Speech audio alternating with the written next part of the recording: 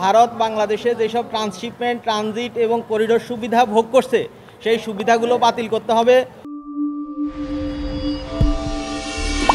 India বাংলাদেশকে দেয়া transshipment সুবিধা বাতিল করেছে, অথচ বাংলাদেশে ভারতের অনেকগুলো করিডোর, ট্রান্সশিপমেন্ট এবং ট্রানজিট সুবিধা বহাল রয়েছে।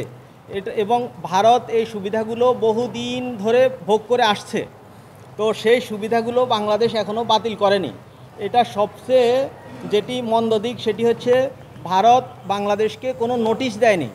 আন্তর্জাতিক আইন এবং বিধি অনুসারে, ডিপ্লোম্যাটিক রুলস অনুসারে অবশ্যই যে কোনো দেশ আরেকটা দেশকে তার সুবিধা বাতিল করার ক্ষেত্রে বা ডিপ্লোম্যাটিক কোনো অ্যাকশন নেওয়ার ক্ষেত্রে কিছুদিন পূর্বে নোটিশ দিতে হয়, অথচ ভারত সরকার বাংলাদেশকে এ ব্যাপারে কোনো কিছুই জানায়নি, কোনো নোটিশ দেয়নি।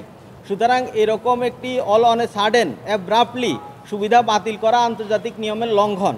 সুতরাং বাংলাদেশও যেহেতু এই ধরনের সুবিধা ভারতকে দিচ্ছে, এই সুবিধাগুলো বাংলাদেশ অতি সত্বর বাতিল করতে হবে এবং সেই বাতিল আরও আগেই করা দরকার ছিল, যেহেতু বাতিল করেনি সেজন্য আমি বাংলাদেশ সরকারকে আহ্বান জানিয়ে এই 7 দিনের সময় দিয়ে একটি লিগ্যাল নোটিশ দিয়েছি।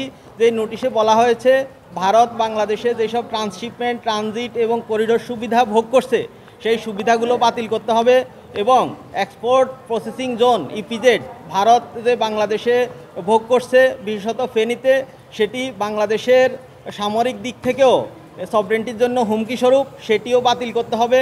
এবং সাথে সাথে ভারত বাংলাদেশে স্যাটেলাইট টিভি চ্যানেলগুলো চালানোর মাধ্যমে প্রতি মাসে হাজার হাজার কোটি টাকা ইনকাম করছে, আয় করছে।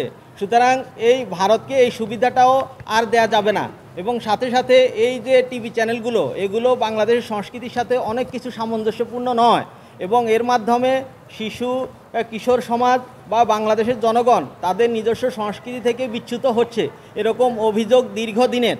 সুতরাং এখনই সেই স্যাটেলাইট টিভি চ্যানেলগুলো যেগুলো বাংলাদেশের জন্য ক্ষতিকর হবে, বাংলাদেশকে অবশ্যই ভারতের এই সুবিধাটা বাতিল করতে হবে এবং এটা যদি অবিলম্বে না হয় তাহলে আমরা পরবর্তী আইনি পদক্ষেপ নেব। বাংলাদেশ সরকারকে আমরা 7 দিন সময় দিয়েছি। এই 7 দিনের ভেতরে বাংলাদেশ সরকার যদি কোনো ব্যবস্থা নিতে ব্যর্থ হয় তাহলে আমরা প্রচলিত আইনে যেভাবে ব্যবস্থা নেওয়ার দরকার সেভাবে আমরা ব্যবস্থা নেব। এটি হচ্ছে আমার এই লিগ্যাল নোটিশের মূল বক্তব্য।